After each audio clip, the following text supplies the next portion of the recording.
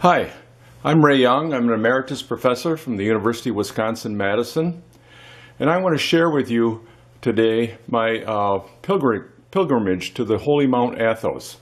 I spent a year as a sabbatical at the Aristotelian University in Thessaloniki, and Mount Athos is not too far from this location, and I wanted to do this as a part of my experience.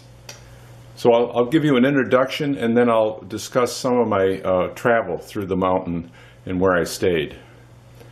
Okay, gives you a general introduction to Greece, and you can see that Greece has a number of mountain ranges, but if you look way up in the north is Thessaloniki on the Thermaic Gulf, and to the right on the Halkidiki Peninsula is three fingers on the Halkidiki Peninsula, and the top one of that one peninsula off Halkidiki is Mount Athos, and that's the location of the Holy Mt Athos, where the monks reside. The Holy Mountain, as it's generally called, is an area of about 220 square miles. The main peak is about 6,000 feet high, and you can see one of the monasteries which I visited is the Vadopedi Monastery, and I'll talk about that in my second part of this three-part presentation. The monasteries generally are located along the sea on the peninsula. The pilgrimage to Holy Mountain, I've got some logistical considerations here.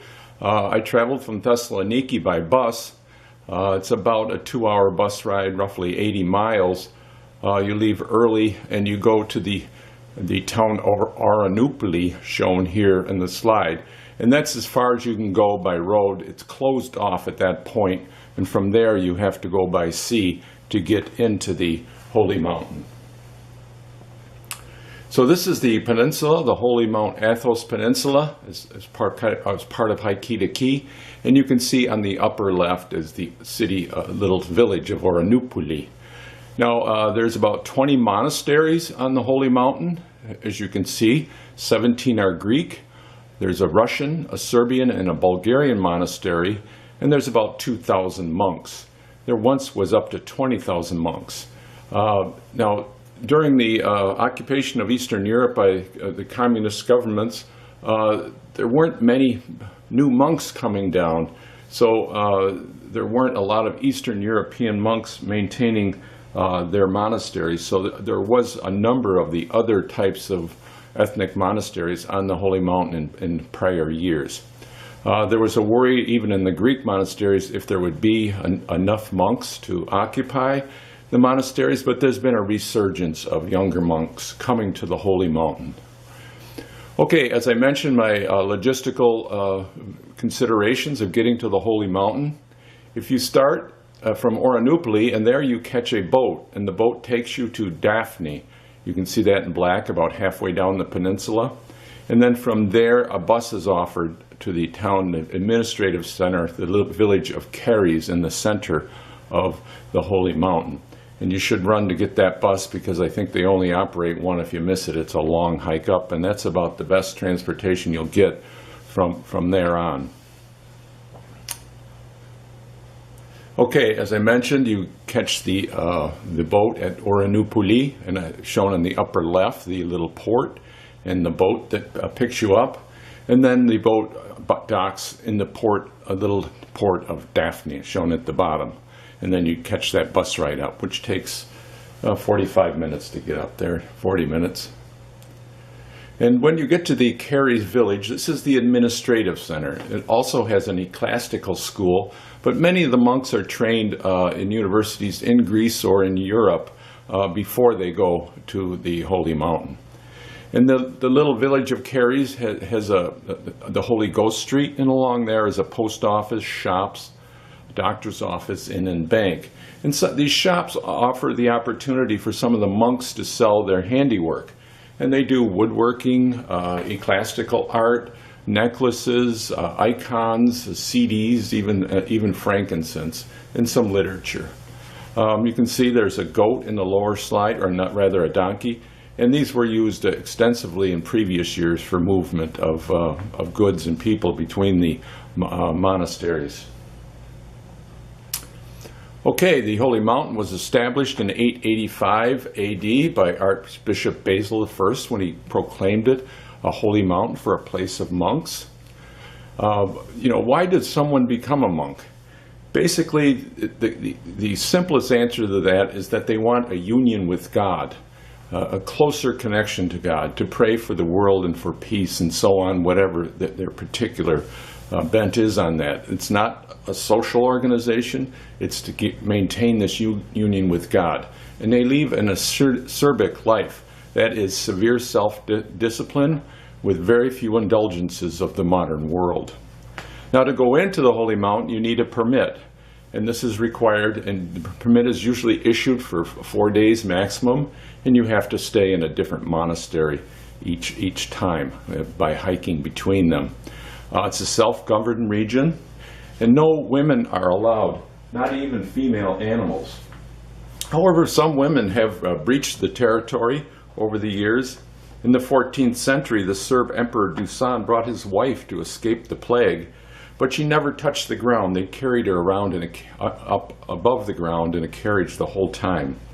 In the 1920s, the French writer Maurice Choisy disguised herself as a sailor and wrote an article called "A Month with Monks," a month with the men.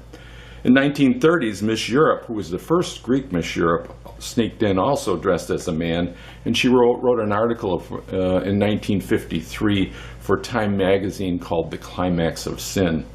And finally, in 1953, Cora Miller, a Fulbrighter in the area, snuck in with 2 women, she caused actually great controversy with the monks. Not a pleasant thing to do. Okay, the living arrangements. Many of the monks live in the monasteries, but there's also cells, which are basically small houses with a church, and 1 to 3 monks will occupy a cell. And these skeets, they're actually small communities of these cells, so it's like a little type of village. And then there's the hermits who live in huts and caves, and they're not so many. There's the Cenobitic way of living, and that's a regulated community life, rules established by an abbot, and most of the monks now live that way, but there is a few eremitic, and these monks live in seclusion as hermits. And my picture there is of the Russian monastery along the coast, and it's actually a very beautiful monastery. Okay, the daily schedule of the monks is praying either in church or in their private cells or rooms. Common dining is typical, and working. The monks each have a duty that they perform during the day and then rest. But during the religious celebrations, long vigils are held, and this daily program is just radically reshaped. For example, the Feast of St. John Chrysostom is one of these, where they spend all day honoring St. Chrysostom, praying, chanting, and venerating the precious head, as shown in the slide on the right. And here they're dressed in their formal robes.